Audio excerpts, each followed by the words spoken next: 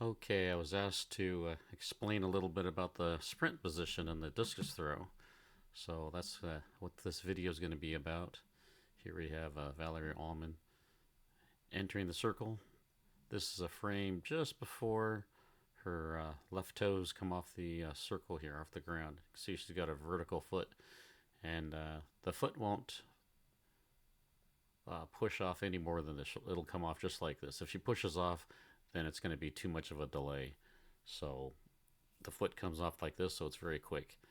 And then you notice the knee is down. You'll notice that the thigh is angled forward to drive into the circle.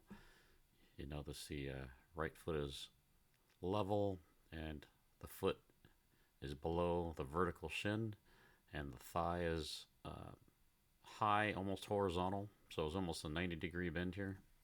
Okay. And this is the point, as soon as the left toes come off, this is where the right knee and the right shin and this whole lower leg here is gonna, and with the thigh, of course, gonna rotate inward to the center of the circle. So let's take a look at a mirror image of this.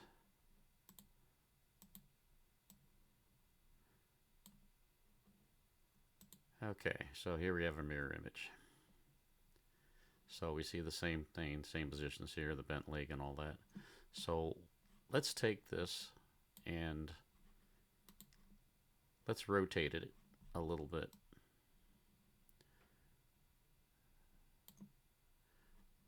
Okay. So now I've rotated the position here so that the hip is over the ball of the foot. The knee is ahead of the toes. Okay. And what I want to do is compare that with the position she has just before the left toes touch down. That's the position here. You can see how similar they are. I'll move this line over here. Kind of guess where the hip is on the other side, right about here. Okay, so same thing. We've got the hip, knees out over the toes, and the hip is right here over the ball of the foot. So being in this sprint position, it's easier to land with this bent leg. And having this bent leg here, she's going to be able to rotate faster and kind of gather the energy so she can turn this knee also to the front faster, rotate it, okay, on the foot. And let's go over here so you can see the angle is almost the same.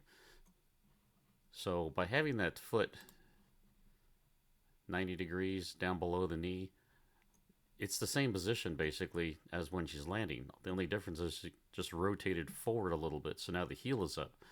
Because previously here in the sprint position, the foot is flat. But when you land it, you rotate it forward, your body's at an angle. See how her body's in the sprint position is vertical. And then she has this body angle.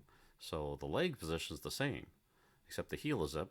So the knee is pushed out over the toe, which here you can see the knee is directly over the heel. So there you go. Similar position.